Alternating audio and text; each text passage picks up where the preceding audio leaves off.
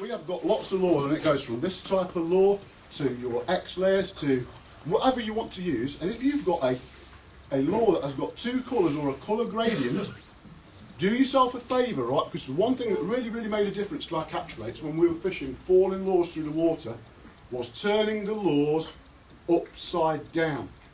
So that now, as the law is falling through the water, you are presenting the light side up, the way that a natural, if something dies, it actually turns upside down and it floats to the bottom.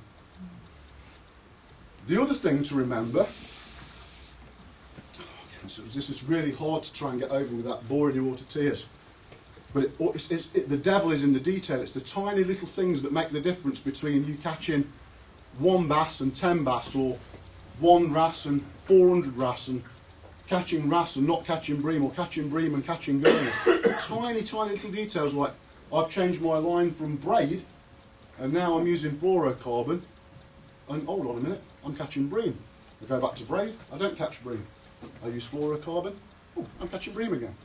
And all that is about the lag time, because braid means you feel the bite and you react too quickly for the bream. When you switch to fluorocarbon, the lag time is increased slightly, you don't react as fast, and the bream has now got the lure in the mouth. You catch bream. It's crazy, but it's the way that it is. We didn't make the rules, we've just discovered this stuff. So yeah, so if you look at when Menemsha, has anybody been to Martha's Vineyard in the United States? Right. You've all seen the big shoals of spearing and sand eels. And bass come in, and these you either get like a, it's literally like looking at that playing field now, and that's the coastline. As far as you can sort of see for maybe 20 yards or 30 yards, it's just literally fish. And bass come in and they suck these fish away from the sides. And they go into bait balls, don't they? The bait balls disperse. But when the bait gets hammered, if you actually watch bait, it doesn't just turn over and fall like this. Sometimes it falls like this and goes round in an arc. Has anybody ever seen that happen? Yeah. Now, I don't know whether we might have got any there with the weight in the middle of the hook. Probably not. Right, let me just quickly draw on here, because again we don't want to bang on too much about this, but we're just trying to cover some concepts, because it's not just about the lure falling through the water, it's about the way it falls through the water. If you've got a lure that falls through the water in a zigzag pattern like this, it normally equals bass. If you've got a lure that falls through the water like this, it normally equals big pollock. Just because you've changed the way that things are falling through the water. And if you turn your lure upside down, so the light part is at the top, again, it normally equals more bass, whereas pollock don't tend to care. Pollock hate big paddle tails rattling as it falls towards the bottom. It's not that it won't take them, it's just that if you cut the paddle tail off, the frequency of bigger pollock will go up. It's for us anyway. So. Yeah, for us. And it doesn't matter. You might already be catching 50 pollock a drop. You know, like you're out there and bang, bang, bang, but just by making tiny little adjustments, you may find that it's actually better or worse, but if you don't actually make the adjustments, you'll never know. What we're trying to actually get over today is that by making the adjustments over the years and by playing around with all this stuff, we've gone from catching 400 to 500 to 700 to 1,000 to 1,200 bass in a season. And so even if you only take 10% away and just try just even one thing might help you, because believe me, as we've talked to you through today and through last night, we've learned something from all of you. It's not just that, but we've learned that all of you have got the same, we're not like up there, okay? You're all at the same level as what we are.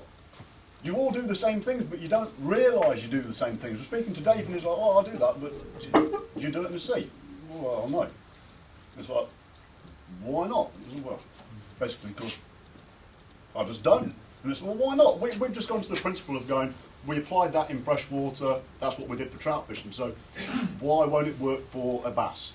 You can chuck a fly line out, you mend it, you swing it, you're getting drift time, you're presenting the fly at a particular natural angle. And the bass went from being this big to this big. As soon as you went back to stripping the fly, the fish size came right back down again. And also, as Keith was saying before, we noticed that when we started tying flies and we chucked them in a bowl of water, we noticed most of the time, fly just went like that.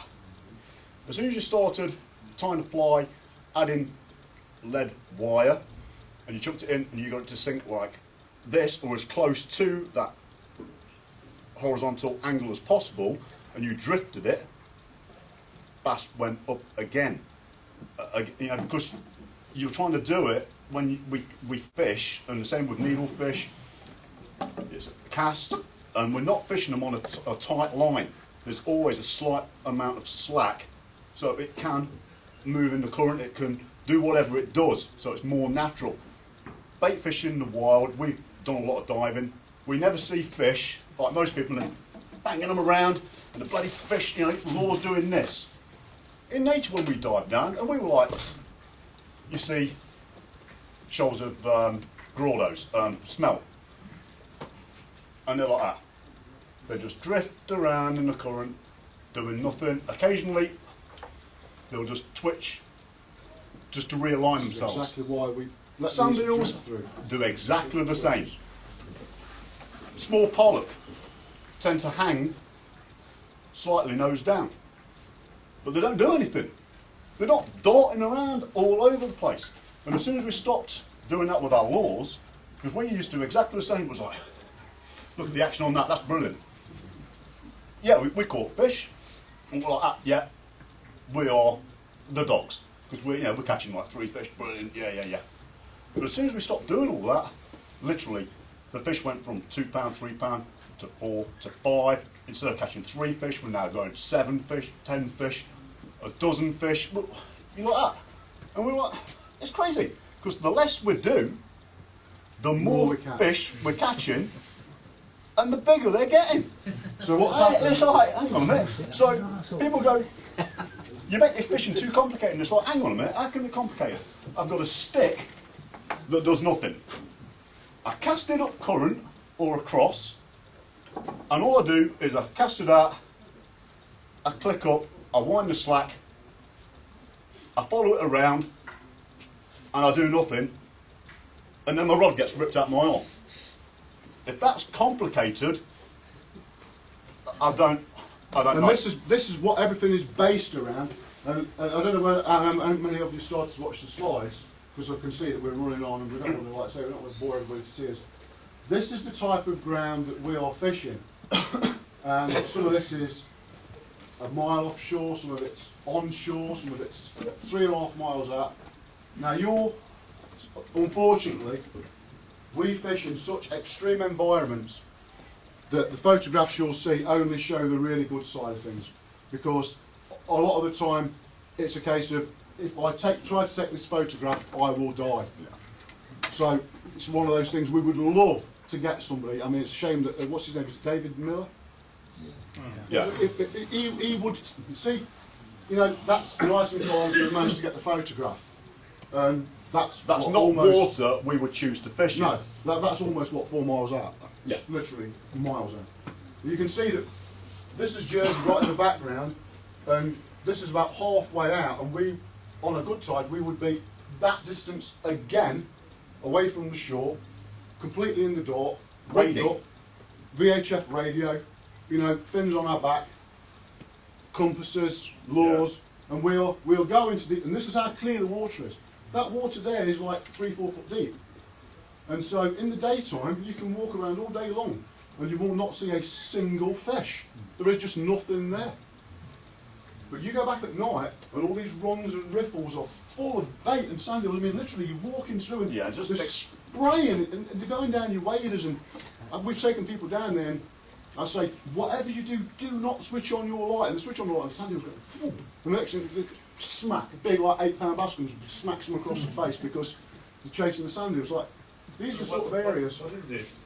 This is the southeast coast, and they're mussel poles.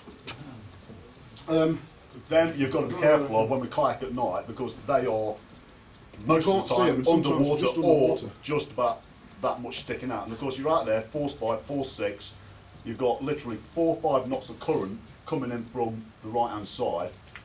You're getting bounced around all over the place, and you're trying to find a rock that's half the size of this room in the pitch black, with waves trying to take you off your kayak. Like I say, that amount of current, and you've got to move out of obstacles like that and rocks that are all over the place. Unfortunately, that's the sort of extremes we've had to go to keep up with the fishing.